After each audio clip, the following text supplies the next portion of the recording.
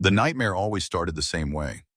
Concrete walls closing and fluorescent lights, buzzing like dying flies, the metallic taste of blood in the air. Nathan Walker jolted awake at 3 in the morning, sheets soaked heart hammering against ribs that had been cracked twice in Pelican Bay and never healed quite right. The bedroom of his studio apartment in East Oakland was dark except for the amber glow from the street lamp outside, casting prison bar shadows across the floor. He sat up, pressing palms against his eyes until stars bloomed.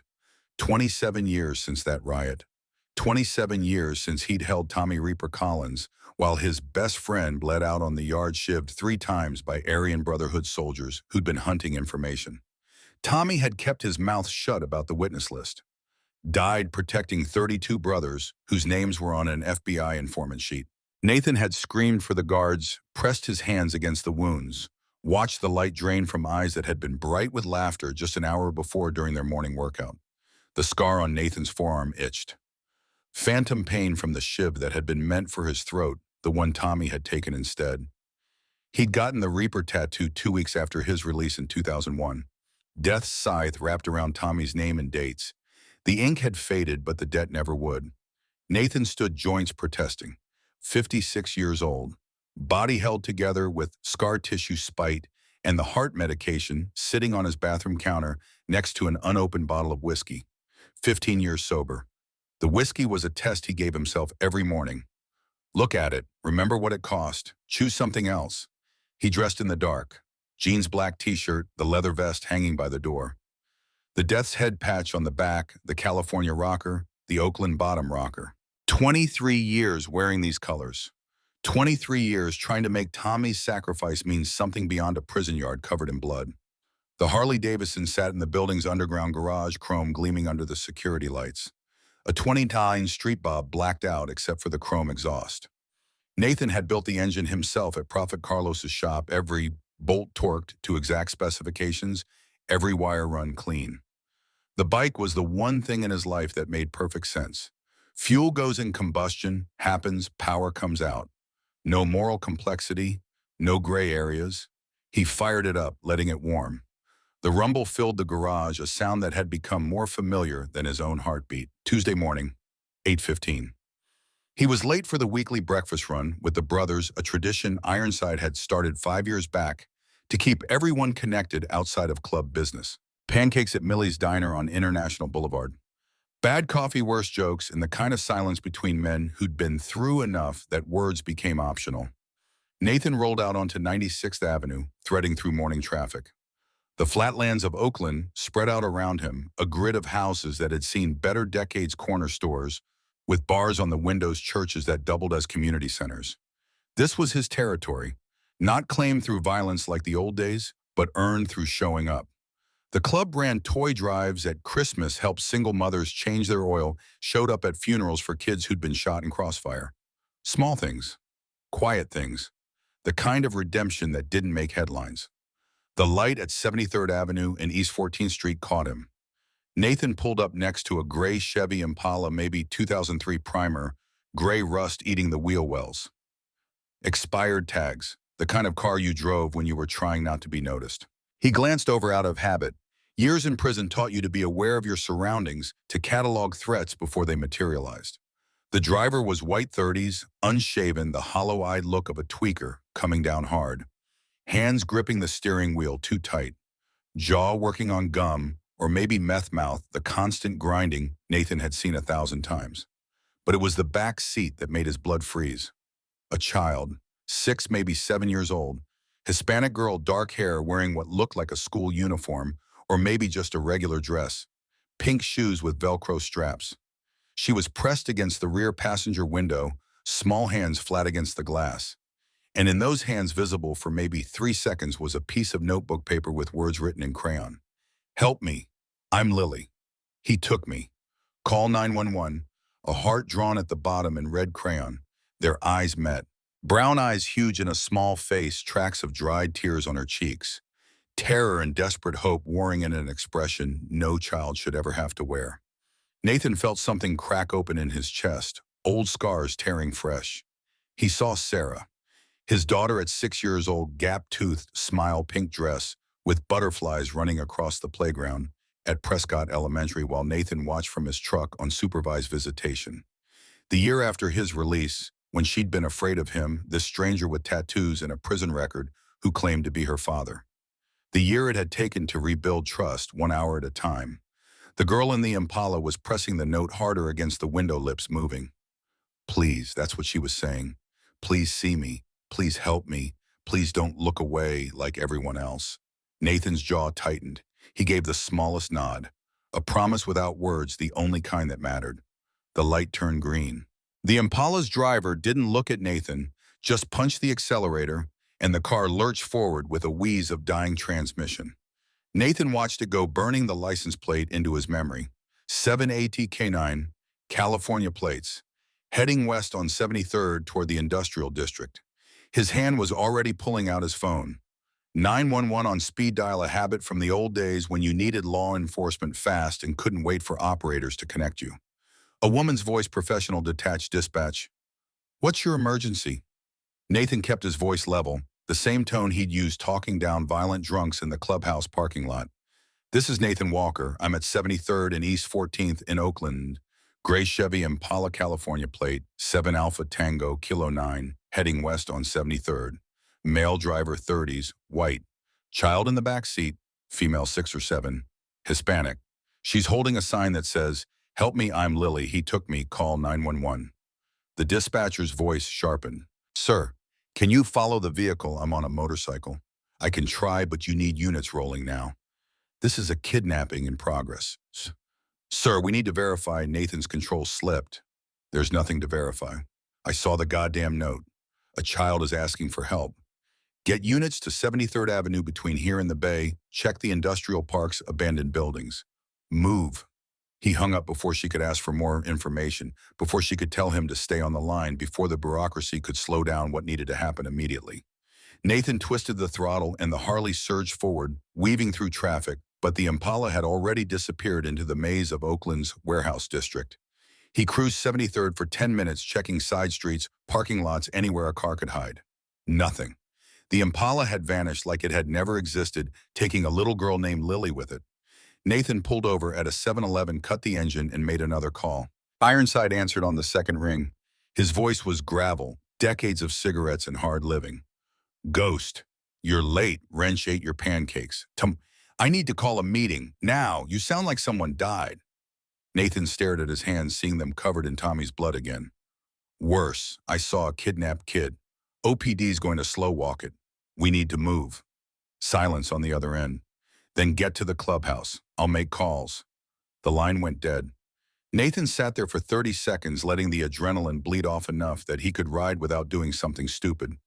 The morning traffic flowed around him, people going to work, dropping kids at school, living normal lives where the worst thing that might happen was getting stuck in traffic or running out of coffee.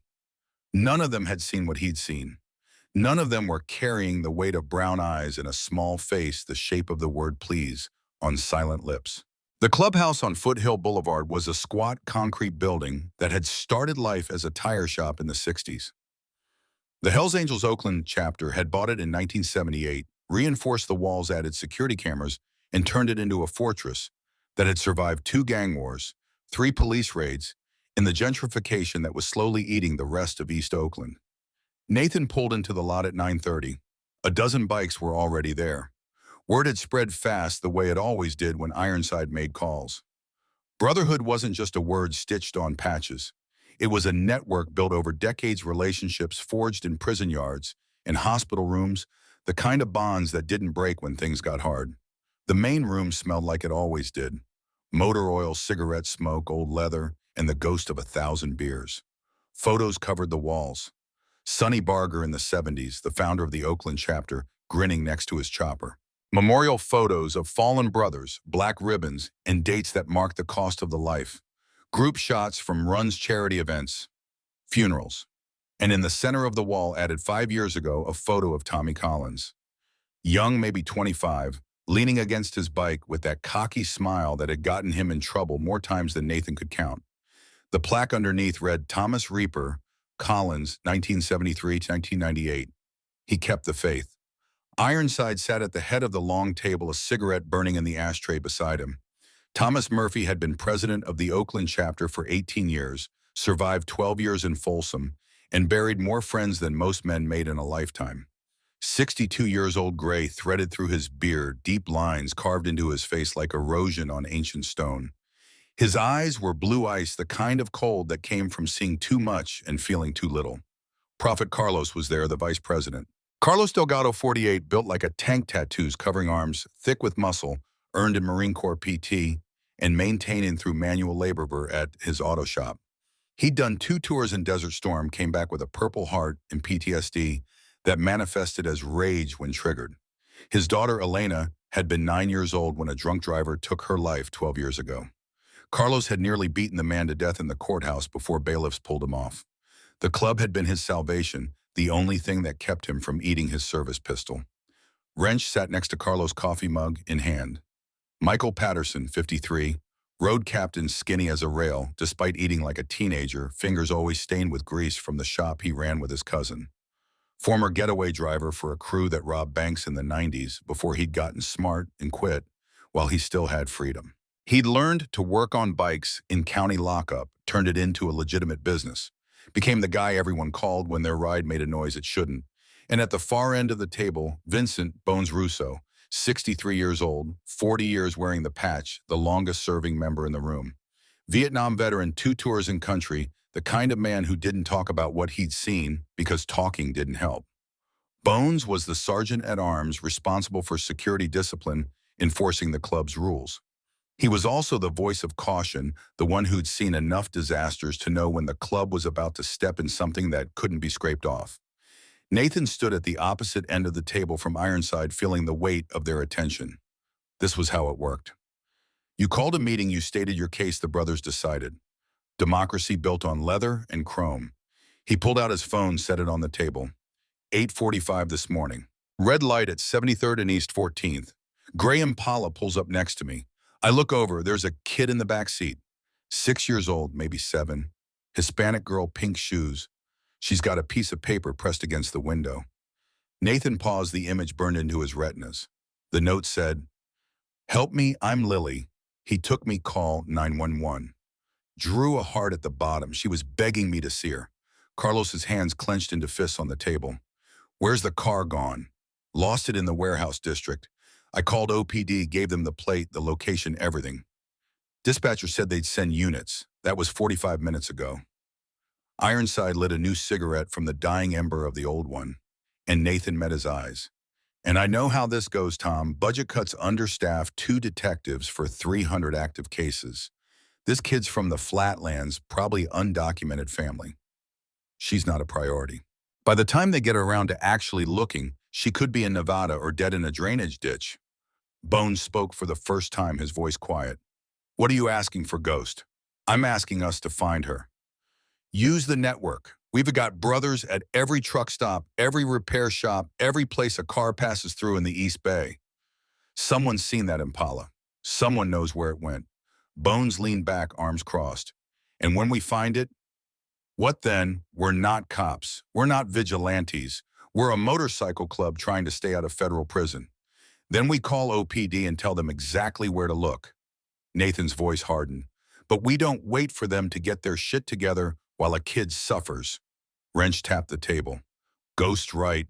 We've got eyes everywhere. 30 brothers working legit jobs all over Oakland. Mechanics, truckers, warehouse guys. We can canvass faster than any police department." Carlos stood up, pacing. "My Elena was 9 when that drunk bastard hit her. I was at work. Couldn't save her.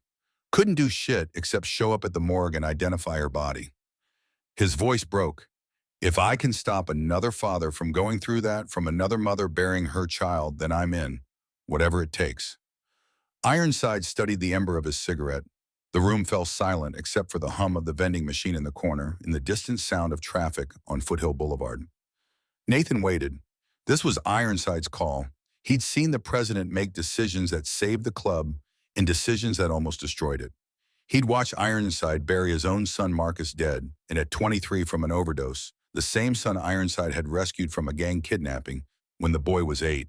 The rescue had cost Ironside 6 years in prison and cost Marcus his childhood growing up, while his father did time. The boy had hated him for it, chosen drugs over family, died alone in a tenderloin flophouse. Ironside's voice was quiet when he finally spoke. 27 years ago, my boy was taken. I rode with 50 brothers, we got him back. 3 men died. I did 6 years for manslaughter. Marcus grew up visiting me behind glass. And you know what? He OD'd hating me. He stubbed out the cigarette with deliberate pressure. So when Ghost asked me to do this again, to risk the club for one child, every instinct I have says no. Says we survive by being smart, by picking battles we can win, by staying under the radar. Nathan felt his chest tighten. This was the refusal, the moment when pragmatism won over principle. But Ironside stood up, walked to Tommy's photo, touched the frame. Reaper died so this club could stand for something. He took 3 shanks meant for Ghost. Died keeping his mouth shut about brothers the FBI wanted. He believed we were more than criminals in leather. Ironside turned to face the room. So here's how this works. We find this girl. We do it clean, no violence unless forced. We cooperate with OPD. We don't replace them. And Ghost, this is your ride. You lead. You take the fall if it goes south. You willing to go back inside for this? Nathan didn't hesitate. Yes. Carlos Ironside looked at the VP. Carlos's jaw was set. I'm in. Wrench nodded. Someone's got to keep you crazy bastards out of trouble. Bones was silent for a long moment, then sighed. I vote no. Not because I don't care about the kid, but because I know how this ends. Federal investigation, RICO charges the end of this chapter. He looked at Nathan. But I know you're going anyway, so I'm in. Someone's got to watch your back when it all falls apart. Ironside pulled out his phone. Then we make the calls. Ghost. You're talking to the other presidents, man to man. This is your respect on the line, not the club's. Nathan understood. In the hierarchy of biker culture, respect was currency earned through actions and spent carefully. He'd been a member for 23 years, done his time, kept his mouth shut, shown up when brothers needed help. He had credit in the bank. Calling it in for a stranger's child would either cement his reputation or destroy it. He took out his phone, scrolled to the first number. Sacramento chapter president Jake Morrison, hammer to his friends, a 58-year-old man who'd done 10 years at San Quentin for a bank robbery he'd committed at 23. He answered on the 3rd ring. Ghost, haven't heard from you in 6 months. Someone dead. Nathan's throat was tight. Need your help, Hammer. Not for me, for a kid. He explained it. The red light, the note, the desperate eyes, the slow response from Oakland PD. Hammer listened without interrupting, the way old convicts did when information was being shared. How many you need? As many as will come. Silence on the other end. Then you calling in your respect, Ghost, because you know what that means. You spend it, you start over. I know. Hammer exhaled. I was in the yard with you during the '98 riot. Watched Reaper take that shiv for you. Watched you carry his body to the medics even though it was too late. You didn't have to do that. Could have left him there, saved yourselves from being identified as involved. But you stayed. That bought you respect in my book. Another pause. I'll bring 220 bikes, 90 minutes to Oakland. But Ghost, you better be right about this. Because if we roll up that deep for nothing, if this turns out to be some custody dispute, or misunderstanding, every chapter in California will know you wasted our time. I'm right, Nathan said. I saw her eyes. She's begging for help. Then you'll have it. Hammer hung up. Next call, San Jose. Chapter President Luis Diablo Vargas. 61 years old, scarred from fights. Nathan didn't ask about a man who'd fought next to Nathan during that same Pelican Bay riot. Diablo had been cornered by 3 Aryan Brotherhood soldiers. Nathan had pulled one off, taken a beating that left him in the infirmary for 2 weeks. Diablo answered, Ghost. To what do I owe? Nathan told the story again, felt the words becoming a mantra. Help me, I'm Lily. He took me. Diablo's voice went quiet. I have granddaughters, 3 of them. I see them in pink shoes and butterfly dresses, and I think about what I'd do if someone took them, what I'd be capable of. He didn't wait for Nathan to ask. 340 bikes. We're coming. The calls continued. Stockton, Vallejo, Richmond, Berkeley. Each president listened, calculated the cost, remembered debts owed or respect earned. Some asked hard questions. Some agreed immediately. All of them understood what Nathan was asking.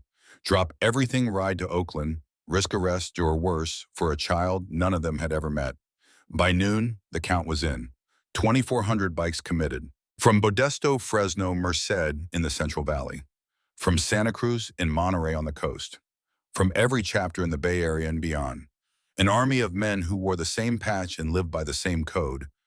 When a brother calls you, answer. Ironside hung up his phone, looked at the numbers scrawled on the whiteboard. 2,400. Jesus Christ.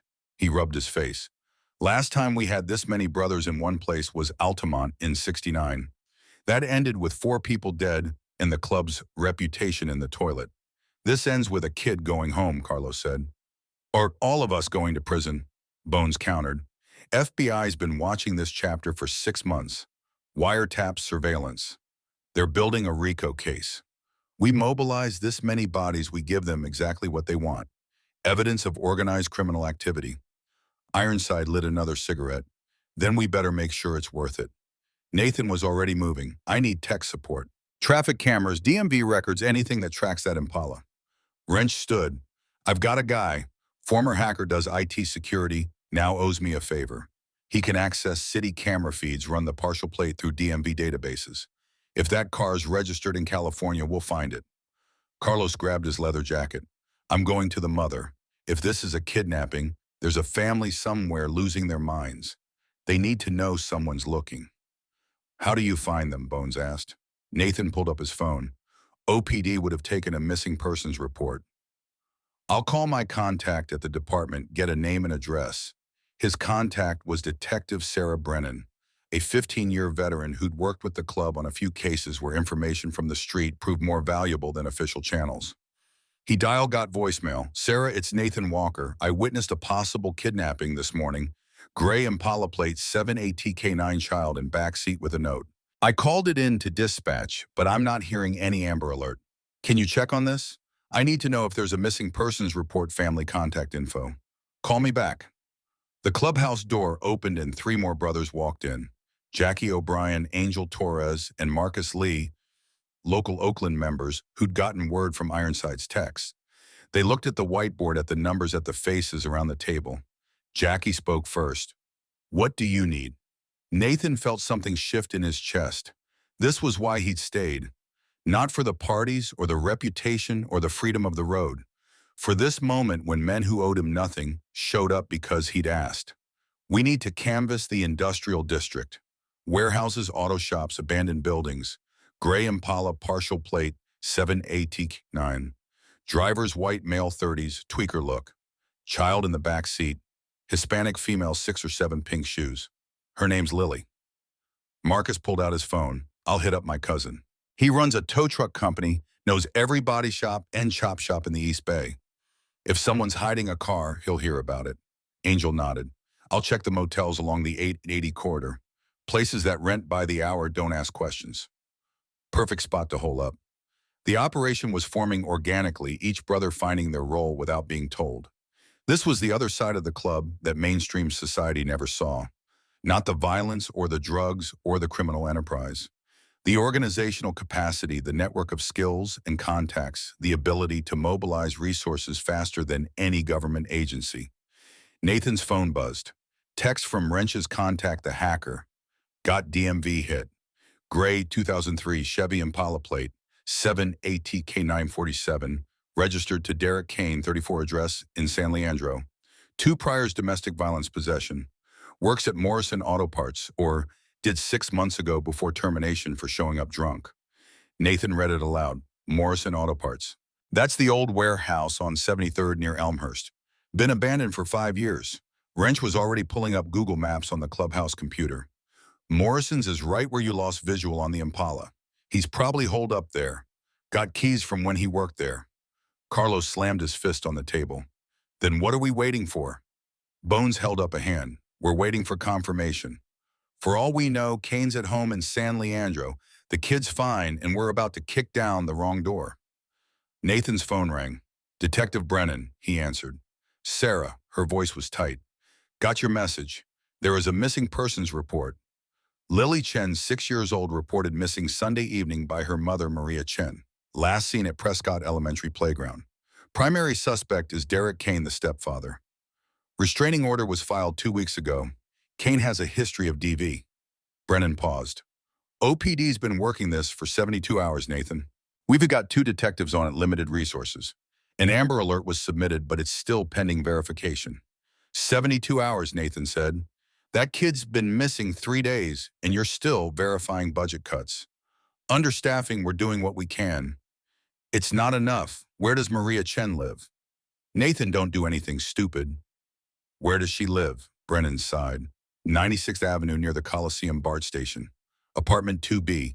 But if you interfere with this investigation, I'm assisting, not interfering. Nathan hung up. He looked at the room. Lily Chen. Mother's Maria Chen lives on 96th. Kane's the stepfather has a restraining order DV history. This isn't a custody dispute. This is an abduction. Ironside stood. Carlos Wrench, you go talk to Maria Chen. Find out everything about Derek Kane. Where he'd go, who he'd contact, what he's capable of. Ghost Bones, you two take a recon of Morrison Auto Parts. Eyes only, no approach. If Kane's there, we call in the cavalry. Nathan nodded, already moving toward the door. Bones caught his arm. Ghost, you're operating on emotion right now. That makes you dangerous. We do this smart, or we don't do it at all. Nathan met his eyes. I saw Tommy die because I wasn't fast enough to stop it. I'm not watching another person suffer when I can do something about it. Bones held his gaze for a long moment, then released him. Then let's make sure we do it right. They rode out in pairs, Carlos and Wrench heading east toward 96th Avenue, Nathan and Bones southwest toward the industrial district. The sky was overcast, typical Oakland morning fog burning off to reveal gray clouds that threatened rain, but never delivered. Nathan's mind was calculating. 72 hours since Lily was taken. 3 days of terror for a 6-year-old child. 3 days of a mother going out of her mind with fear. 3 days while Oakland PD filed paperwork and requested verification and followed procedures that prioritized bureaucracy over life. The Morrison Auto Parts warehouse came into view at 1:15. Single-story corrugated metal, 30,000 square feet chain link fence with sagging sections, weeds growing through cracked asphalt. A faded sign above the bay doors, Morrison Auto Parts Est, 1987. The optimism of that date was tragic in its naivety. Nathan cruised past, slowly, eyes scanning. No movement visible. Loading bay door closed but not locked, chain hanging loose.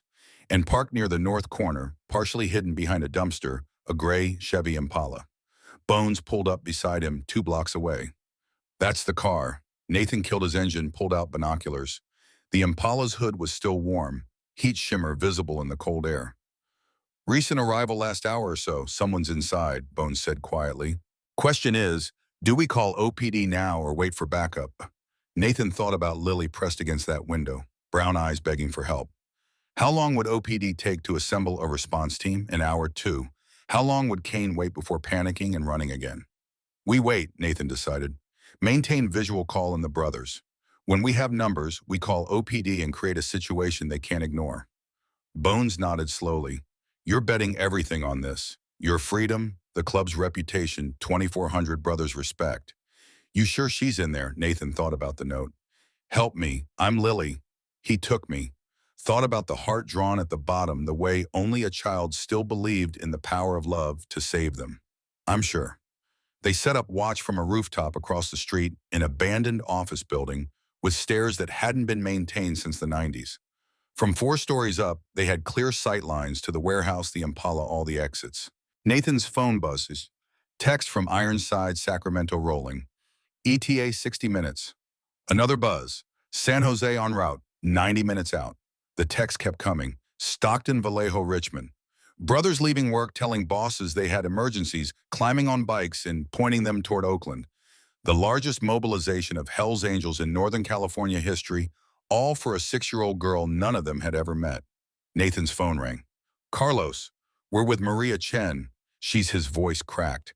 She's been awake for 72 hours, hasn't eaten, just sitting by the phone waiting for news. Put me on speaker. Nathan heard the click, then a woman's voice. Hello, Mrs. Chen. My name is Nathan Walker. I saw your daughter this morning at a red light. She had a note pressed against the car window. Maria Chen made a sound that wasn't quite human. You saw Lily. You saw my baby. Yes, ma'am, and on to bring her home. That's a promise, Maria was crying now. Deep sobs. Where is she? Is she hurt? Did he? We believe she's at an abandoned warehouse on 73rd Avenue. We have the location under surveillance. Police are being notified. But Mrs. Chen, I need you to pack a bag for Lily. Favorite blanket, comfort items, whatever she needs. When she comes out, she's going to need her mother. A shaky breath. Okay, I can do that. Mr. Walker, thank you. Thank you for seeing her. Nathan's throat was tight, just doing what anyone should do, ma'am. He hung up, stared at the warehouse. The sun was behind the clouds now, shadows lengthening. How long had it been since he'd felt this sense of purpose, not the aimless routine of clubhouse meetings and weekend rides, but something that mattered beyond the borders of brotherhood? Bones was watching him. You're thinking about Sarah. Nathan didn't answer immediately. My daughter was 6 years old when I got out of Pelican Bay. I'd missed 5 years of her life. 5 birthdays, first day of school, learning to read. When I finally got supervised visitation, she was afraid of me. This stranger with tattoos and anger in his eyes. He could still see it. Sarah hiding behind her mother, peeking out at him with curiosity and fear mixed together.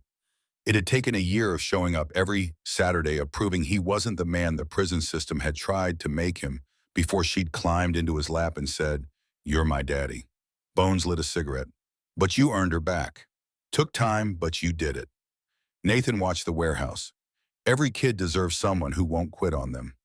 Lily wrote that note out because she still believes someone would see her. I can't let that faith be for nothing. The first wave of bikes arrived at 2:30. Sacramento chapter 220, strong, rolling up 73rd Avenue in perfect formation.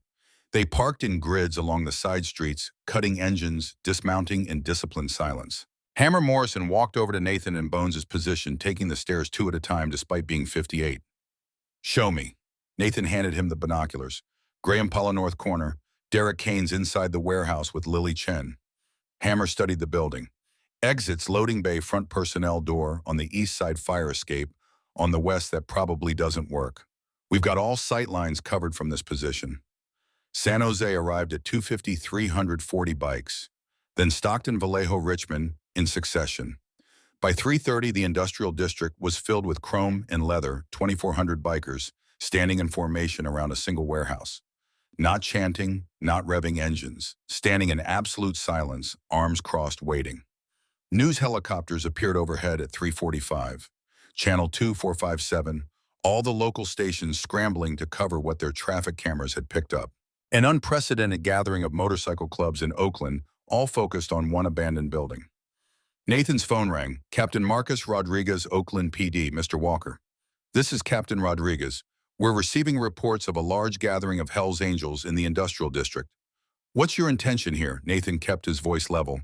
Our intention is to assist Oakland PD in rescuing a kidnapped child. We've located the suspect vehicle and have the building under surveillance. We're maintaining a perimeter to prevent the suspect from fleeing. You've created a hostage situation. No, Captain. Derek Kane created a hostage situation 72 hours ago. We're just making sure you can't ignore it anymore. Rodriguez's voice hardened. You can't threaten law enforcement, Mr. Walker. I'm not threatening. I'm giving you a deadline.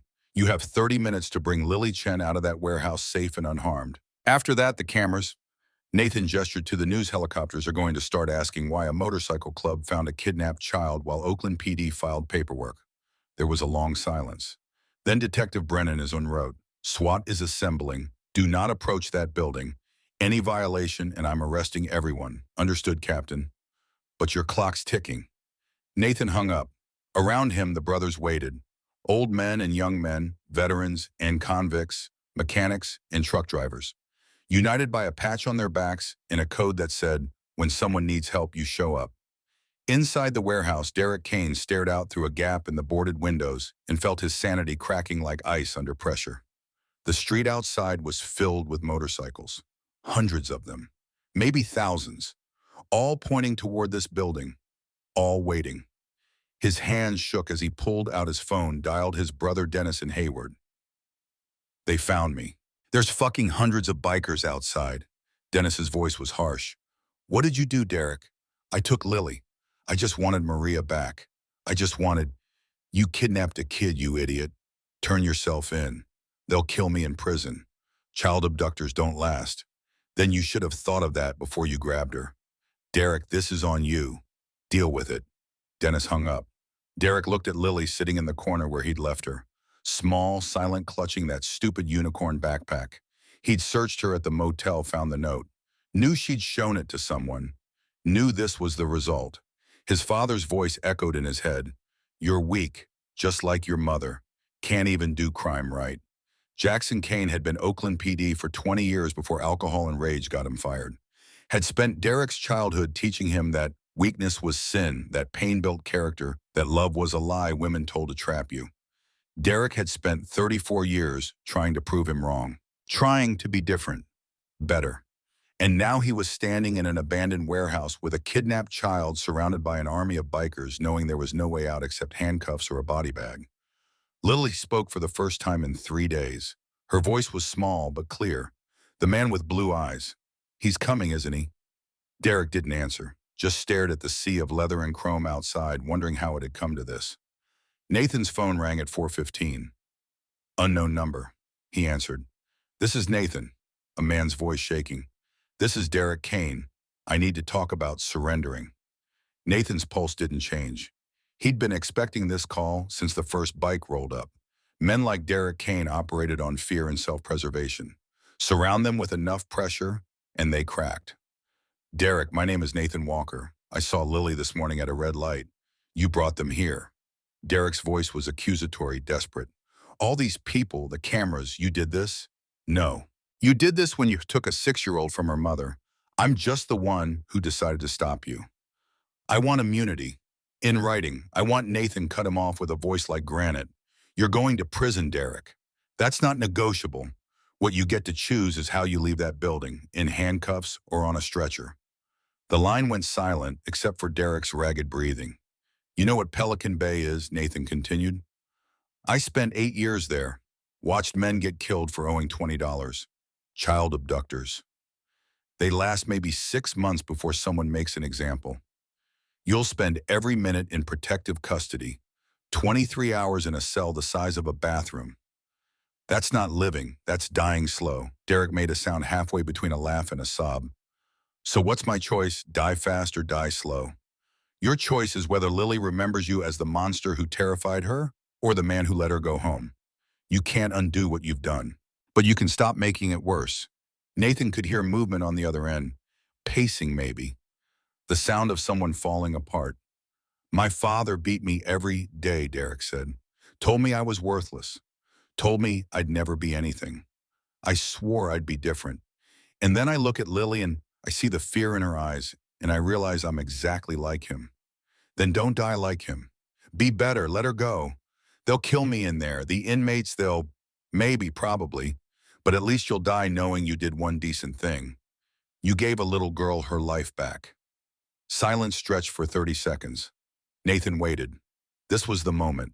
Push too hard and Derek might panic, hurt Lily, hurt himself. Not push enough and he'd keep stalling, keep looking for an exit that didn't exist. Bones was watching him, hand on his radio, ready to call in SWAT if needed. I need guarantees, Derek finally said. I need to know. You need to send Lily out that door in the next 5 minutes. Then you walk out with your hands up. Oakland PD takes you into custody. That's the deal. Only deal. Nathan could hear sirens in the distance. SWAT arriving, setting up perimeter. The window for a peaceful resolution was closing. Derek, listen to me. I've done terrible things. I've hurt people. I've made choices I can't take back. But I chose to see your daughter this morning. Chose to care when it would have been easier to look away. You can make that same choice right now. She's not my daughter. Derek's voice broke. She's Maria's. I was just trying to keep what I had, just trying not to be alone.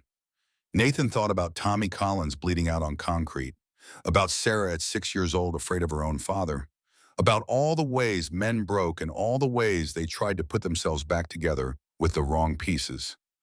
You are alone, Derek. That's the cost of what you did. But Lily doesn't have to pay for it. The line went dead. Nathan lowered the phone, looked at Bones. He's thinking about it. Or he's panicking. Bones raised the radio. All units stand by. Possible movement in 60 seconds. The brothers below shifted a wave of readiness rippling through 2,400 men. Not aggressive, prepared. There was a difference. At 4:23, the loading bay door of Morrison Auto Parts screeched open. Every pair of eyes locked on that dark rectangle, every hand tensed. Nathan raised his binoculars. A small figure appeared in the doorway. Pink shoes first, then a purple dress dirty from 3 days of captivity, then brown eyes blinking against afternoon light.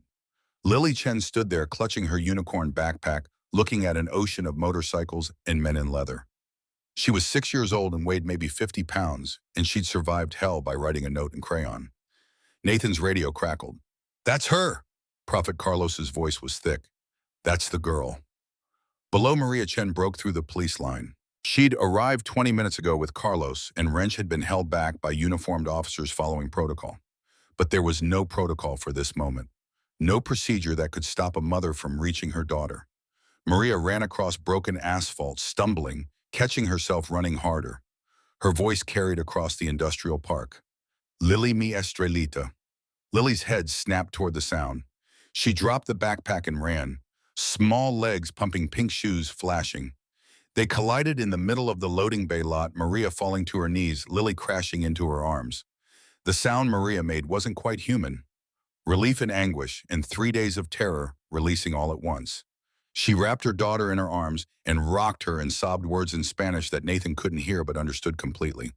Around him, 2,400 bikers turned away, not ashamed, giving privacy to something sacred. Nathan lowered his binoculars, felt something break loose in his chest. Bones was looking at the ground. Hammer had removed his sunglasses, wiping his eyes with the back of his hand. Prophet Carlos crossed himself, lips moving in silent prayer. This was why they'd come. Not for glory or recognition. For this moment. When a mother held her daughter and the world made sense again. Derek Kane emerged 30 seconds later, hands raised, walking slowly. He made it 5 steps before SWAT officers swarmed him, taking him down, hard handcuffs clicking into place. Miranda rights read in a voice devoid of sympathy. "Derek Kane, you're under arrest for kidnapping, child endangerment, violation of a restraining order." Derek didn't resist, didn't speak, just lay there on the asphalt while officers secured him, his eyes on Lily and Maria still holding each other 50 feet away. Nathan watched him through the binoculars, saw Derek's lips move. "I'm sorry." But Lily didn't look at him, didn't acknowledge his existence. She was buried in her mother's embrace, safe again, the nightmare ending. Detective Sarah Brennan appeared at the base of Nathan's building, looking up. "Walker, get down here. Now." Nathan descended with Bones' boots echoing in the stairwell. The adrenaline was fading, leaving exhaustion in its wake. He'd been awake since 3 a.m., running on coffee and purpose. Now that Lily was safe, his body was remembering it was 56 years old with a heart condition. Brennan met them outside. She was 40, auburn hair pulled back 15 years on the force showing in the lines around her eyes. Her father had been LAPD killed in the line of duty in '98. She'd become a cop to honor his memory stayed, despite watching the system fail people like Maria Chen every day. "That was one hell of a stunt," she said. Her voice was neutral, cop face locked in place. "That was a successful rescue." "You're welcome. You mobilized 2,400 bikers. You created a media circus. Captain Rodriguez is talking about obstruction charges." Nathan met her eyes. "You had 72 hours and 2 detectives. We had 3 hours and 2,400 volunteers. Math works out pretty clear from where I'm standing." Brennan's jaw tightened. "Off the record, thank you. You did what I couldn't. But on the record, you interfered with an active investigation. I have to take you downtown for questioning." "Am I under arrest?" "Not yet. But Captain Rodriguez wants answers." Bones stepped forward. "Detective, with respect, if you arrest Ghost in front of these cameras, the story becomes Oakland PD arrests hero who saved kidnapped girl. That's not a headline your department needs." Brennan looked at the news helicopters circling overhead, at the reporters setting up for live shots, and at 2,400 bikers watching this conversation. She exhaled slowly. "Fine, but Walker, you're coming downtown voluntarily. Tomorrow morning, 9 a.m. Don't make me come find you." "I'll be there." Brennan walked away, shoulders tight with frustration. She knew Nathan was right, knew the optics were terrible, knew her department had failed and civilians had succeeded. Ironside approached with Hammer and Diablo. the presidents of 3 chapters representing the decision-makers who'd committed resources to this operation. Ghost, we need to talk about dispersal. Ironside's voice was low. FBI just showed up. They're filming license plates, taking photos. We stay here much longer. We're handling them a RICO case on a silver platter. Nathan nodded. Give the order. Everyone rides out in waves. No formations, no group departures. Scatter and disappear. Hammer clapped him on the shoulder. You did good, brother. Calls in a marker for a kid takes stones. Respect. Diablo embraced him. My granddaughters are safe because men like you still exist. Remember that when the cops come asking questions? They dispersed, moving through the crowd, passing the word. Within 20 minutes, bikes were firing up in small groups, rolling out onto 73rd Avenue, heading back to Sacramento, San Jose, Stockton, Vallejo. The army dissolved like it had never existed, leaving only tire tracks in the memory of what 2,400 men could accomplish when they decided something mattered. Nathan found Prophet Carlos and wrenched by Carlos's pickup truck. Maria and Lily were in the back seat, Maria still holding her daughter, whispering to her in Spanish. Lily's eyes were closed, face pressed against her mother's shoulder. How is she? Nathan asked quietly. Carlos's voice was rough. Dehydrated, malnourished. Paramedics checked her. No signs of sexual assault, thank Christ. Bruises on her arms where he grabbed her. Mostly she's terrified and exhausted. Maria looked up, saw Nathan through the window. She gently moved Lily aside and got out of the truck. Mr. Walker. Nathan felt awkward suddenly. This woman had been living in hell for 3 days. He was just a biker who happened to be at the right red light. How are you holding up, ma'am? Maria's eyes filled with tears. You saved my daughter. You saw her when everyone else looked away.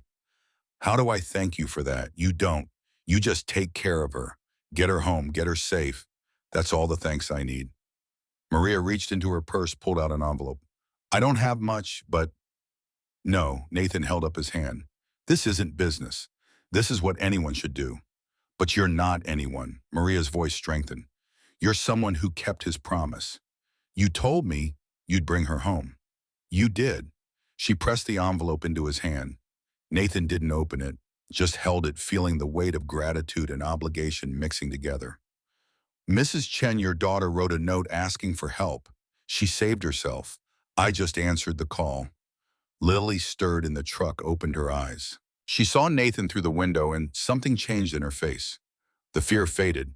She climbed out of the truck, walking over on unsteady legs. You're the man with blue eyes. Nathan knelt so they were eye level. That's right, I'm Nathan. You saw my note. I did. You were very brave to write it. Lily looked at her feet. The pink shoes were scuffed dirty, the Velcro straps worn. I thought no one would see me. Everyone always looks away. Nathan's throat tightened. I saw you, and I believed you. Never forget that your voice matters. Lily's arms went around his neck without warning. She held on this small human who'd survived something no child should experience, still capable of trust. Nathan froze for a heartbeat, then gently returned the embrace. His hands could break bones, had broken bones, but right now they cradled a 6-year-old girl with infinite care. Thank you for saving me, Lily whispered. Nathan's eyes burned. You're welcome, sweetheart. Maria gently pulled Lily back. We need to get you home, mi estrellita. Get you a bath, clean clothes, your own bed. Lily nodded but kept looking at Nathan. Can I visit you? Nathan glanced at Maria. If your mom says it's okay. Maria smiled through tears. We'll see. They got back in the truck. Carlos started the engine, ready to drive them home. Nathan stepped back, watched them pull away. Lily's face appeared in the rear window, small hand pressed against the glass. Not in desperation this time. In farewell. Nathan raised his hand in response. The truck turned the corner and disappeared. Bones lit a cigarette beside him. You know the FBI just photographed that entire exchange. They're going to use it as evidence of club activity involving a minor. Let them try. Nathan's voice was flat. Every camera out here caught us saving a kid while OPD filed paperwork. Good luck spinning that into criminal enterprise. Wrench walked over, phone in hand. Just got a call from my IT guy. He's been monitoring police frequencies. OPD's launching an internal investigation into why it took 72 hours to respond to a missing child report. Good. Maybe they'll fix their shit before the next kid disappears. The industrial park was almost empty now. Just a few Oakland chapter members left cleaning up. making sure no trash was left behind, no property damaged. Ironside had been clear. We leave this place cleaner than we found it. No excuses for them to come after us. Nathan's phone buzzes. Text from Sarah, his daughter. Dad, you're on the news. They're calling you a hero. He typed back, not a hero, just did what needed doing. Sarah, that's what heroes say. Love you. Nathan pocketed the phone. The sun was setting behind the Oakland hills, painting the sky in shades of amber and red. His Harley sat where he'd left it patient, waiting. Ironside approached the last president, still on site. Ghost, we need to talk about tomorrow. The police interview. That and the fallback. FBI's gonna come hard.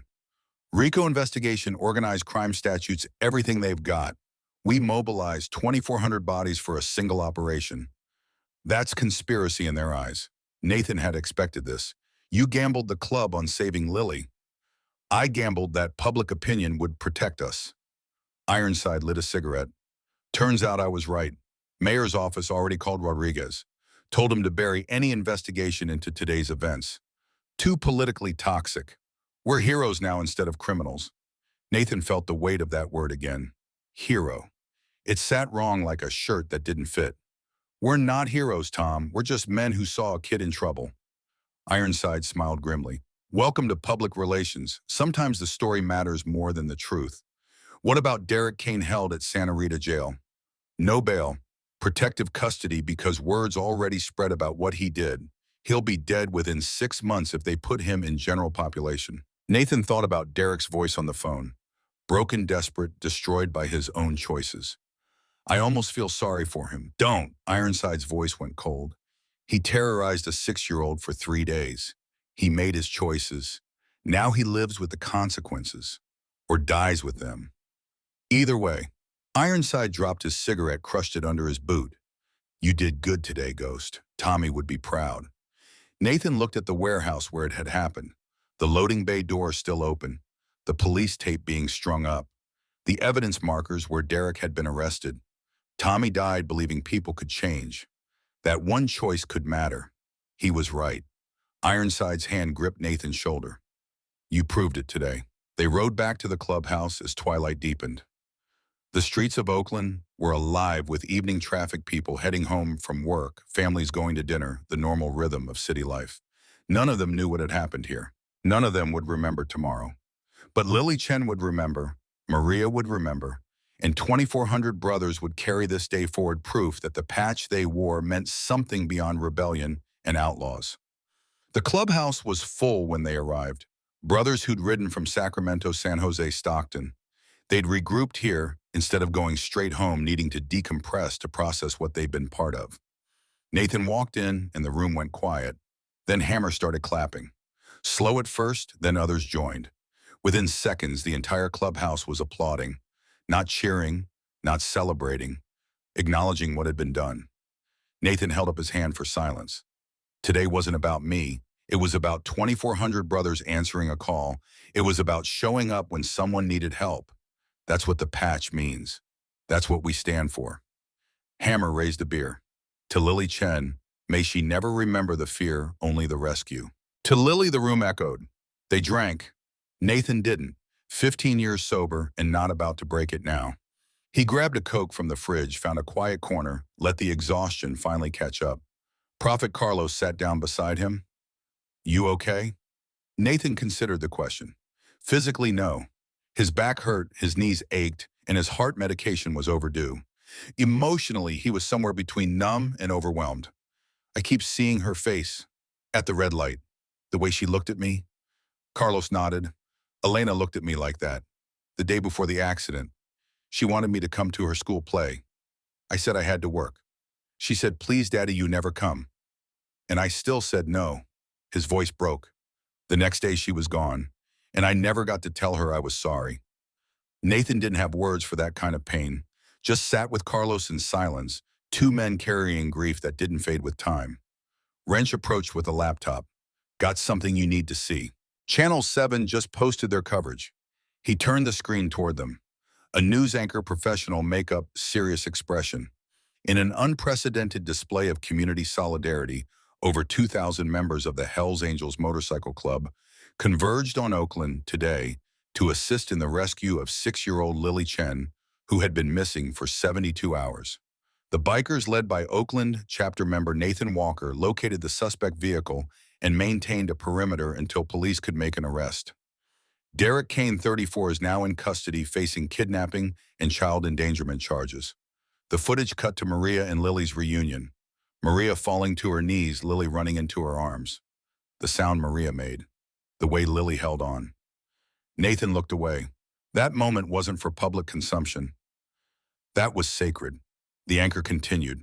Critics are asking why a motorcycle club succeeded where Oakland Police Department failed. Captain Marcus Rodriguez declined to comment, but sources within OPD confirm an internal review is underway. Meanwhile, community leaders are praising the Hells Angels for their swift action. The footage switched to Reverend James Thompson, an older black man in pastor's robes, speaking outside his church. I witnessed something today I never expected to see. Men that society has written off, men with criminal records and violent pasts, doing what our institutions failed to do. They saved a child. The Hells Angels aren't saints, but they have something we've lost in our comfortable distance from suffering. They have the capacity to care, to act, to stand up when it would be easier to sit down. The Reverend's eyes were intense. Lily Chen is home tonight because 2,400 men decided her life mattered more than their own safety. That's not criminal behavior. That's Christ-like behavior. And it should shame every one of us who saw that Amber Alert and did nothing but shake our heads. Wrench closed the laptop. You're famous now, ghost. Nathan stood abruptly. I need air. He walked outside into the parking lot. The night was cool, typical Oakland autumn. Stars were visible through gaps in the light pollution. He could hear traffic on Foothill Boulevard, the distant sound of sirens, the city alive and indifferent. His phone rang, blocked number. This is Nathan, a woman's voice professional. Mr. Walker, this is Agent Victoria Ross, FBI. I'd like to schedule a conversation with you regarding today's events. Nathan's jaw tightened. Get a warrant. We're investigating possible RICO violations, organized criminal enterprise conspiracy. 2,400 men showed up to save a kid. If that's a crime, Agent Ross, then charge me. But you and I both know the optics on that are terrible. Silence. Then, Mr. Walker, the Bureau doesn't forget. We'll be watching. You do that. Nathan hung up. Bones emerged from the clubhouse. FBI. Yeah, threatening RICO charges. Won't stick. Bones lit a cigarette. But they'll make your life hell trying. Welcome to the cost of being a hero. Nathan looked at the clubhouse, at the brothers inside celebrating a victory that had been 23 years in the making. Since Tommy died, he'd been searching for meaning, for a way to make that sacrifice count. Today he'd found it in brown eyes, pressing a note against glass. I'd do it again, he said quietly. Every single part of it. I know. Bones exhaled smoke. That's what worries me. They stood there in the parking lot, two men who'd seen too much and done worse, watching the city continue its endless cycle. Somewhere out there, Lily Chen was taking her first bath in 3 days. Maria was holding her daughter and crying grateful tears. Derek Kane was sitting in a cell contemplating the ruins of his life.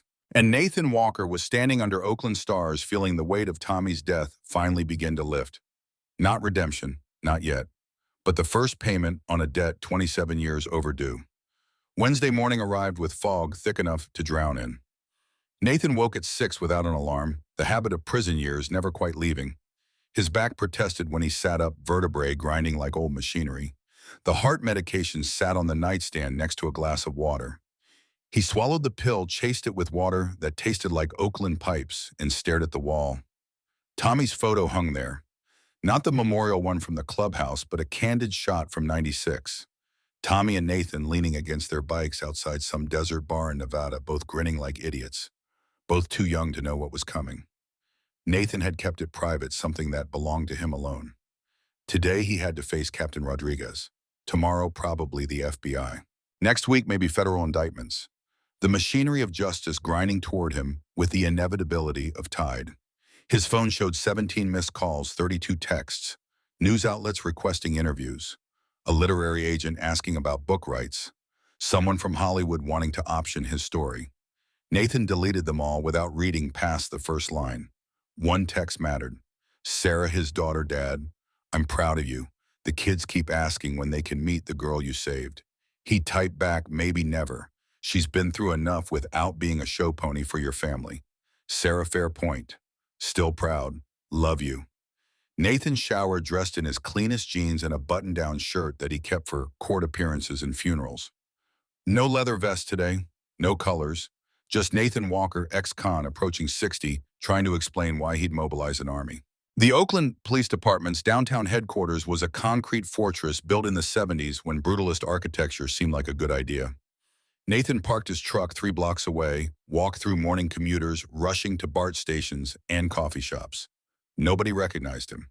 Yesterday's hero was today's anonymous pedestrian. Detective Brennan met him in the lobby. She looked like she'd slept less than he had. Walker. Captain Rodriguez is waiting. Conference room C. Any advice? Tell the truth. Don't volunteer information. Remember, you are not under arrest. Yet. Brennan almost smiled. Yet. Conference room C was windowless, fluorescent lit, smelling of old coffee and bureaucratic frustration. Captain Marcus Rodriguez sat at the head of a fake wood table. 55 years old, Latino, 26 years on the force. Next to him, a woman Nathan didn't recognize. 30s, sharp suit, the look of someone who spent more time with lawyers than cops. Mr. Walker, thank you for coming voluntarily. Rodriguez's voice was neutral, cop flat. This is Assistant District Attorney Jennifer Park. She'll be observing. Nathan sat without being invited. Am I being charged with something that depends on your answers? Rodriguez opened a folder. Yesterday, you mobilized approximately 2,400 members of the Hells Angels Motorcycle Club, an organization currently under federal investigation for racketeering, drug trafficking, and organized violence. Want to explain that a 6-year-old girl was kidnapped? Your department took 72 hours to locate her. I made some phone calls. Some phone calls. Rodriguez's eyes hardened. You orchestrated the largest gathering of outlaw bikers in Northern California history. You surrounded a building where a hostage situation was in progress. You interfered with an active investigation. I assisted in an investigation that was going nowhere. ADA Park spoke for the first time. Her voice was precise, Harvard-educated. Mr. Walker, conspiracy to commit organized criminal activity carries a federal sentence of 15 to 20 years. The FBI has footage of you coordinating with multiple chapter presidents. That's RICO predicate behavior. Nathan met her eyes. I coordinated a search and rescue operation. Last time I checked, that's not illegal when it involves a criminal organization. The Hells Angels aren't classified as a criminal organization. We're a motorcycle club. Some members have criminal records. So do half the cops in this building. Rodriguez slammed his hand on the table. Don't play semantic games with me, Walker. You created a powder keg. What if Kane had started shooting? What if one of your bikers had decided to play hero? We'd have had bodies scattered across that warehouse district. But we didn't. Nathan kept his voice level. Because we did it smart. Maintained perimeter, didn't approach, called you the moment we had confirmation. Lily Chen went home alive because 2,400 men cared more than your 2 overworked detectives could manage. The room went silent. Brennan shifted in her chair by the door, not quite agreeing, but not disagreeing either. Park pulled out a tablet, swiped through images. We have surveillance photos of you meeting with known felons. Vincent Russo, 40 years in the club, served time for assault. Carlos Delgado, convicted of attempted murder after that courthouse incident. Thomas Murphy, 12 years in Folsom for manslaughter. These are your associates. These are my brothers. Nathan's jaw tightened. And yeah, we've all done time. Paid our debts to society. But yesterday we saved a kid while you were figuring out jurisdictional procedure. Rodriguez leaned back. Here's the problem, Walker. You made us look incompetent. The mayor's office is demanding answers. The media is asking why civilians accomplished what trained law enforcement couldn't. My department's reputation is in the toilet. So this is about ego. This is about the rule of law. Rodriguez's voice rose. You don't get to decide when to bypass the system because you think you know better. I get to decide when a child's life is worth more than your procedures. The door opened. A man in his 60s, expensive suit briefcase. He looked at Rodriguez with the confidence of someone who owned courtrooms. Captain Rodriguez, I'm Samuel Chen, Mr. Walker's attorney. This interview is over. Nathan blinked. I don't have an attorney. Chen smiled. You do now. Pro bono, courtesy of the San Francisco legal community who are very interested in your case. He placed a business card on the table. Partner at Chen & Associates. Civil rights litigation, wrongful prosecution, defense. Mr. Walker won't be answering any further questions without proper legal counsel present. If you intend to charge him, do so now. Otherwise, we're leaving. Rodriguez looked at Park. She shook her head slightly. You're free to go, Rodriguez said. But Walker, this isn't over. The FBI's got a file on you 3 inches thick. They're building a case. Let them build. Chen gathered his briefcase. They'll find a man who saved a child. Good luck prosecuting that. Nathan stood, followed Chen out. In the hallway, he stopped. Who hired you? Chen's eyes were kind. Maria Chen is my cousin. When she told me what you did, I made some calls. The legal community in San Francisco has been looking for a test case on civil liberties in organized motorcycle clubs. You're it. I didn't ask to be a test case. No one does, but here we are. Chen handed him another card. Call me if the FBI contacts you. Don't talk to them without me present. And Mr. Walker, thank you for saving Maria's daughter. He walked away, leaving Nathan standing in the fluorescent-lit hallway of Oakland PD headquarters, holding a business card and wondering how his life had become a legal battlefield. Brennan appeared from a side door. That went better than expected. They didn't charge me, not yet. But Rodriguez is under pressure. He needs a win. Be careful. Why are you telling me this? Because 15 years ago, my father was killed in the line of duty, shot by a gang member during a traffic stop. His backup was 3 minutes away. 3 minutes too late. She met Nathan's eyes. I understand what it means when the system fails, when the people who are supposed to protect you can't get there in time. Her voice dropped. Off the record, you did the right thing. But Rodriguez doesn't care about right. He cares about control. And you just showed him he doesn't have any. Nathan walked out into morning sunlight. The fog had burned off, revealing Oakland in harsh clarity. He called Ironside from the truck. How'd it go? No charges. Yet. FBI's building a case. Of course they are. Ironside's voice was resigned. Ghost, we need to talk about your role going forward. You're radioactive now. Every move you make, they're watching. So what are you saying? I'm saying you might need to step back. For the club's protection. Nathan's hands tightened on the steering wheel. You want me out, I want you safe. There's a difference, Tom. I've given 23 years to this club. I'm not walking away because the FBI's got a hard-on for RICO charges. Then you need to be smarter than you've ever been. No mistakes, no gray areas, everything by the book. Nathan hung up, drove toward the clubhouse, but halfway there he detoured, took 73rd Avenue toward Morrison Auto Parts. The warehouse was cordoned off with police-tape crime scene markers still visible. The gray Impala had been impounded evidence in Derek Kane's prosecution. Nathan parked across the street, stared at the loading bay where it had happened, where Lily had walked out into sunlight, where Maria had held her daughter, where 2,400 men had stood witness to something that mattered. His phone rang. Unknown number. He answered anyway. Nathan Walker, Bit. This is Dr. Patricia Wong. I'm a child psychologist working with Lily Chen. Maria gave me your number. I wanted to talk about Lily's recovery. Nathan's chest tightened. Is she okay? Physically, yes. Emotionally, she's processing trauma. Nightmares, anxiety, hypervigilance. Normal responses to what she experienced. Dr. Wong paused. But there's something you should know. When Lily talks about the kidnapping, she focuses on 2 moments. Writing the note and you seeing it. In her mind, she saved herself by asking for help, and you saved her by answering. That's healthy. It gives her agency. So why are you calling? Because she's asking to see you. She calls you the man with blue eyes who saw me. In child psychology, having a concrete connection to her rescue helps process the trauma. Would you be willing to visit Nathan? Thought about Lily's arms around his neck. The weight of trust from someone so small. When this Saturday, Maria's apartment, 2 o'clock. Just a short visit.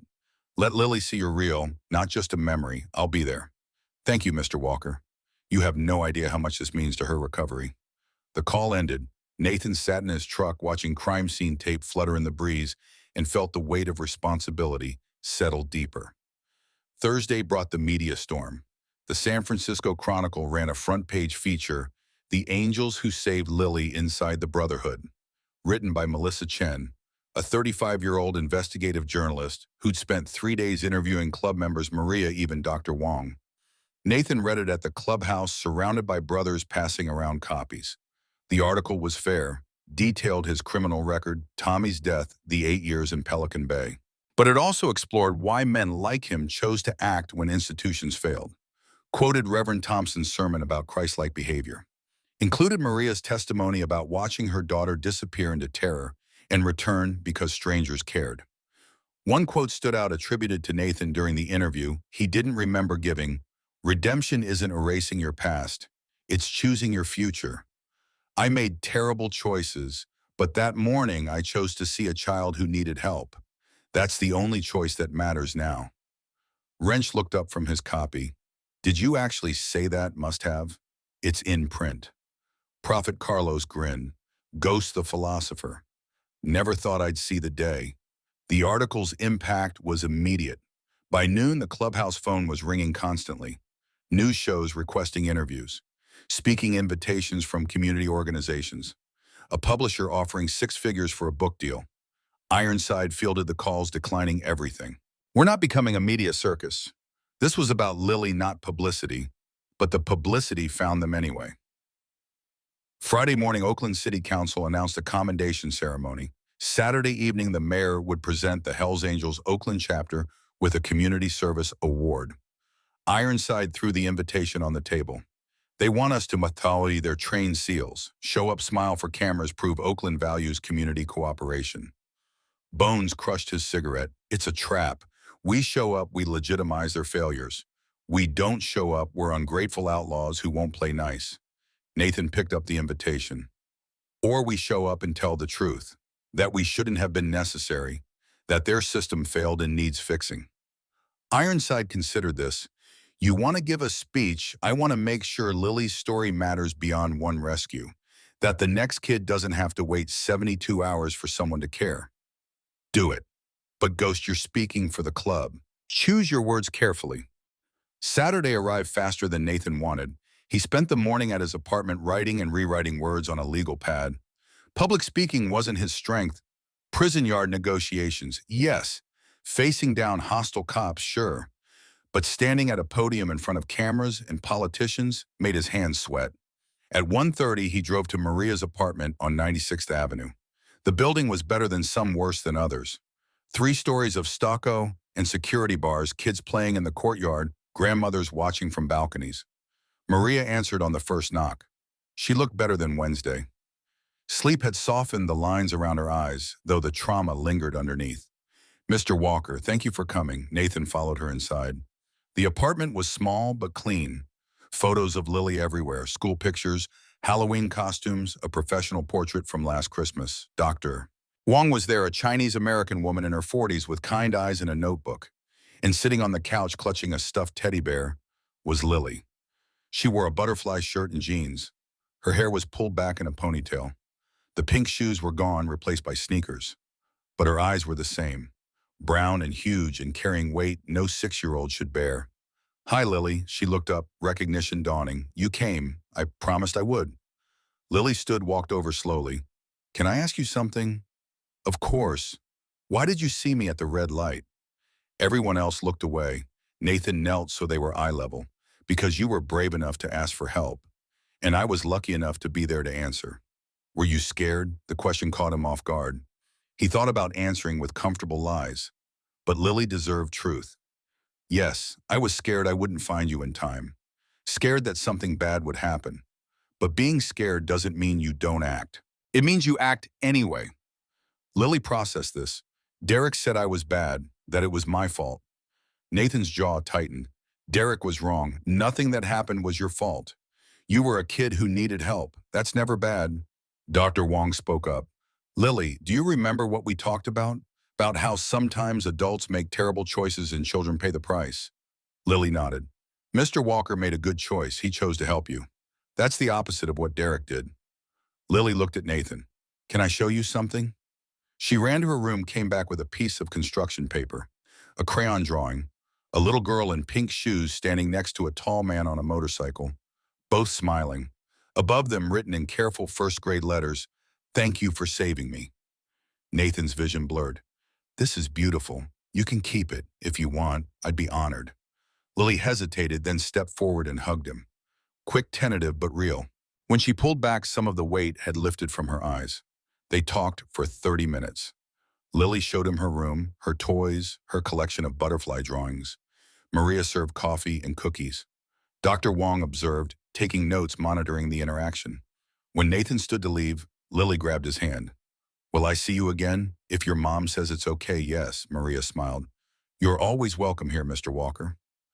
Outside, Dr. Wong walked him to his truck. "That went better than I hoped. You're a natural with her. I just told her the truth." Sometimes that's exactly what trauma survivors need.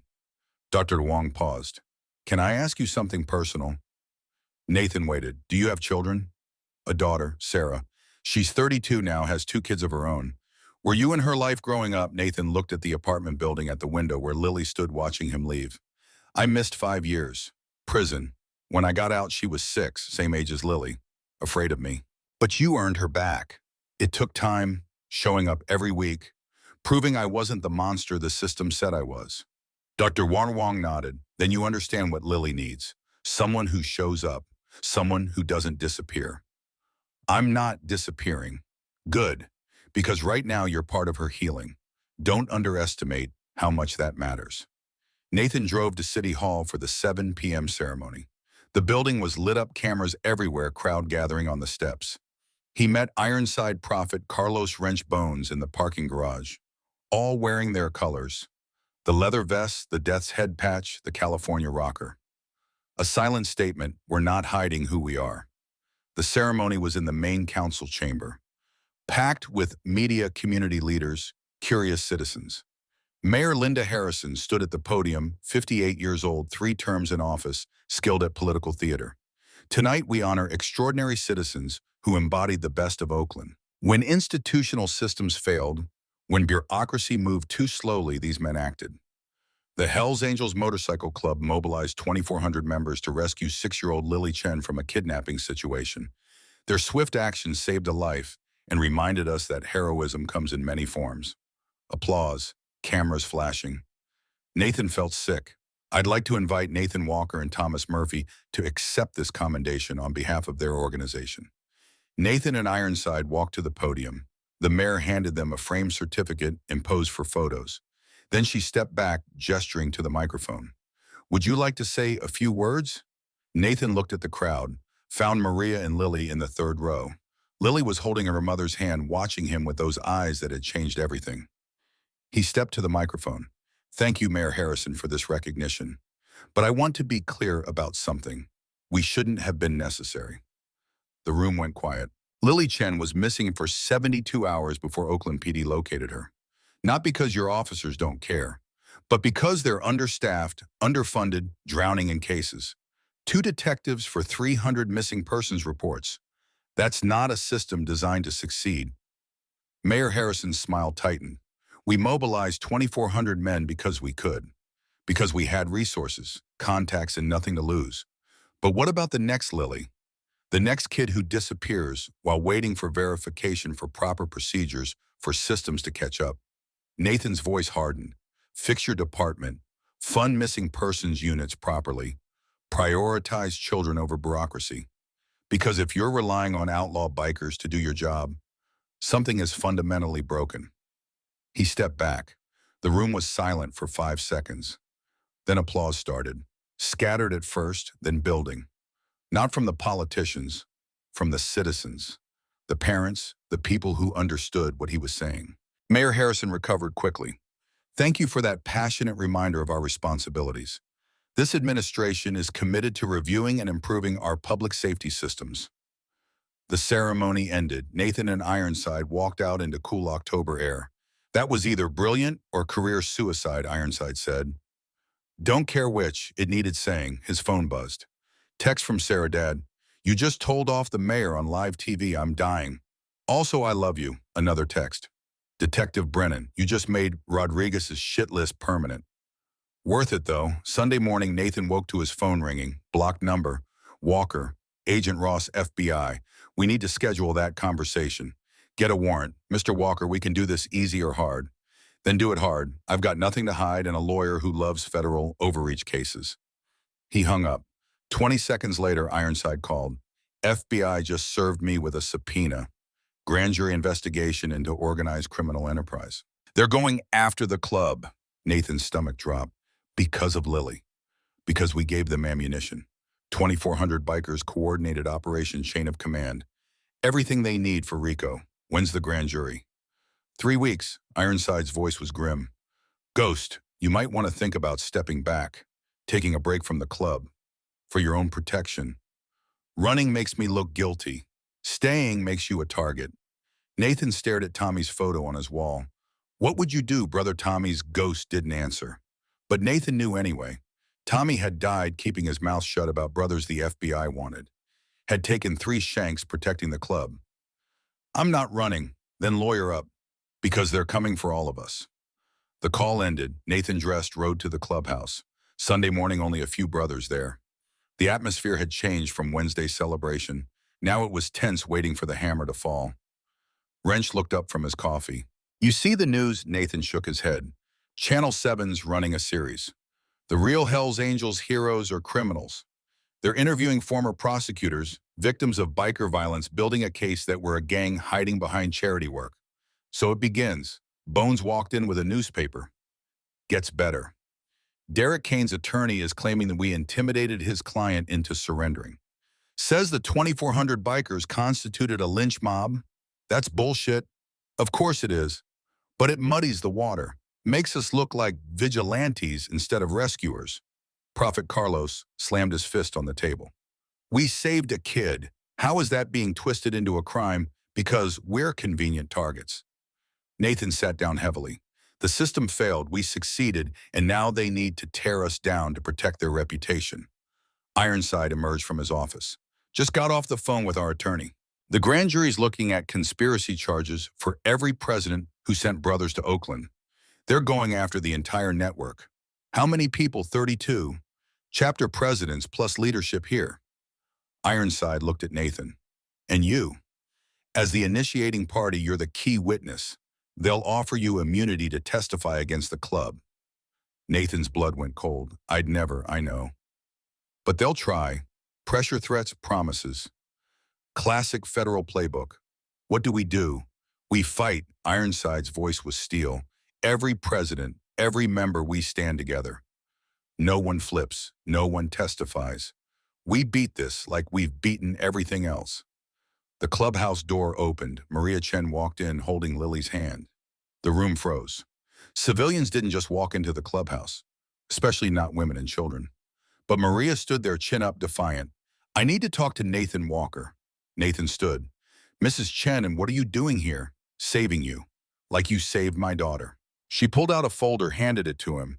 Inside were pages of signatures, hundreds of them. That's a petition. 5,000 Oakland residents demanding the city drop any investigation into the Hells Angels. Demanding proper funding for missing persons units. Demanding accountability for Derek Kane's 72 hours of freedom. Maria's voice strengthened. You told the mayor to fix the system. I'm making sure she listens. This goes to the city council Tuesday, to the FBI Wednesday, to every news outlet in the Bay Area. Why would you do this? Because you kept your promise. You brought my daughter home, and I'm not letting them destroy you for it. Lily stepped forward, held out another piece of paper, another drawing, this one showing Nathan surrounded by motorcycles with words underneath, my hero. Nathan took it, feeling something crack in his chest. You're not alone, Mr. Walker. Maria looked around the clubhouse. None of you are. This city knows what you did. And we're not forgetting. She left with Lily leaving the folder on the table. Ironside picked it up, flipped through the pages. 5,000 signatures. That's political currency. Wrench grinned. FBI might have subpoenas. We've got public opinion. Bones lit a cigarette. Still doesn't change the fact that we're under investigation. No, but it changes the narrative. Nathan felt something like hope stirring. They want to paint us as criminals. Maria's showing we're neighbors. The next 3 weeks blurred. Nathan met with attorneys, prepared testimony, refused FBI immunity offers 3 separate times. The media storm continued, split between those praising the rescue and those questioning motorcycle club involvement in law enforcement. Derek Kane's trial was scheduled for January. Preliminary hearings showed he'd plead guilty to avoid trial and accept 20 years in exchange for protective custody. Nathan testified at the prelim, described the red light, the note Lily's eyes. Derek sat at the defense table broken, not meeting anyone's gaze. Afterwards, in the courthouse hallway, Derek's public defender approached. "My client wants to talk to you." Nathan followed him to a holding cell. Derek sat on a bench, hands cuffed, wearing Orange County jail scrubs. "Why'd you do it?" Derek's voice was hollow. "Why'd you care?" "Because I saw her." "Because she asked for help. You ruined my life." "No." Nathan's voice was flat. "You ruined your life when you grabbed her. I just stopped you from making it worse." Derek looked at the floor. "I loved Maria. I just wanted her back. Love doesn't take hostages." "I know," Derek's voice broke. "I know that now, but it's too late." "Yeah, it is." Nathan walked away, leaving Derek to the consequences of his choices. The grand jury convened the first week of December. Nathan testified for 4 hours, described his actions, the phone calls, the rescue, refused to characterize it as organized criminal activity. The prosecutor, a sharp-eyed woman in her 40s, pressed hard. "Mr. Walker, isn't it true that you coordinated a military-style operation involving multiple criminal organizations?" "I coordinated a search and rescue involving motorcycle clubs. Clubs with documented histories of violence, drug trafficking, racketeering. Clubs with members who are also fathers, grandfathers, citizens. We used legal means to assist law enforcement. By surrounding a building with 2,400 armed individuals, we weren't armed, and we called Oakland PD the moment we confirmed the location." The questioning continued.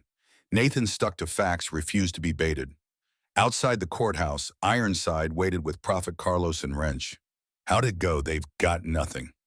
Nathan's voice was certain. "This is harassment, not prosecution." Christmas came. Nathan spent it with Sarah and his grandkids.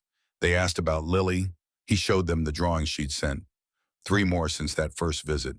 Each one showing scenes from the rescue processed through a 6-year-old's understanding.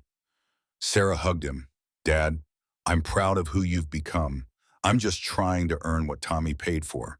You already have." New Year's arrived. The grand jury issued its decision. No indictments, insufficient evidence of criminal conspiracy. The FBI's investigation concluded without charges. Ironside called with the news. "We won, Ghost. It's over." Nathan sat in his apartment looking at Tommy's photo. Not over, just beginning. Because the real victory wasn't beating the charges. It was the system changes Maria's petition forced. Oakland City Council approved funding for 10 new missing persons detectives, implemented faster Amber Alert protocols, created oversight committees for cases involving children. Lily's Law, they called it. 3 years later, Nathan stood in Maria's backyard, Lily's 9th birthday party. Butterfly decorations everywhere. Kids running around, music playing, normal suburban chaos. Lily approached, taller now, confident, wearing a shirt that said Survivor in glitter letters. "Mr. Nathan, thank you for coming." "Wouldn't miss it." She showed him her birthday cake. 9 candles. "Make a wish." She closed her eyes, blew them out. When she opened them, she smiled. "I wish that everyone could be as safe as I am now." Nathan's throat tightened. "That's a good wish." Maria brought out coffee, sat with him at a picnic table while Lily played. "She still has nightmares sometimes, maybe once every few months now. But she's healing, and I started dating again. Slowly, carefully. But I'm ready to trust. That's good." Maria looked at him. "You saved more than Lily that day. You saved me too. Reminded me that good people still exist." Nathan watched Lily playing with friends, wearing butterfly wings, laughing. This kid who'd survived hell and come out believing in heroes. "I just answered when she called. That's all any of us can do." Maria stood. "Thank you, Nathan, for everything." She went to help with the party games. Nathan sat there holding his coffee, watching life continue. His phone buzzed. Text from Sarah. "The kids want to know when you're bringing them to meet Lily." He typed back, "Ask her mom, not my call." Another text appeared. This one from Lily using Maria's phone. A photo. Lily holding her birthday cake, grinning, surrounded by friends. The caption, "Thank you for teaching me to be brave." Nathan saved the photo, added it to the collection in his phone. Tommy at 25, Sarah at 6, Lily at 9. The people who mattered. Around him, the party continued. Children laughing, parents talking, the ordinary miracle of life proceeding. And Nathan Walker, ex-con biker ghost, who'd survived when he shouldn't have sat in the middle of it all and felt something he hadn't experienced in 27 years. Peace, not redemption. That was too grand a word. But the first full breath after decades of holding it, the weight of Tommy's death still there but balanced now by Lily's life, by the 5,000 signatures, by the laws that changed, by the proof that one choice at a red light could matter beyond measure. He looked at the sky, Oakland clouds drifting past. Somewhere up there, maybe Tommy was watching, maybe not. But either way, Nathan knew what his friend would say. You did good, brother. You made it mean something. And for the first time since 1998, Nathan believed it.